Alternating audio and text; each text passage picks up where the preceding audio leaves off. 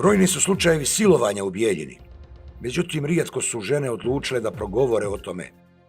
Jedna žena iz Bijeljine imala je nepunih 20 godina kada su jedne noći u aprilu 1992. Arkanovci pokucali na vrata njene kuće.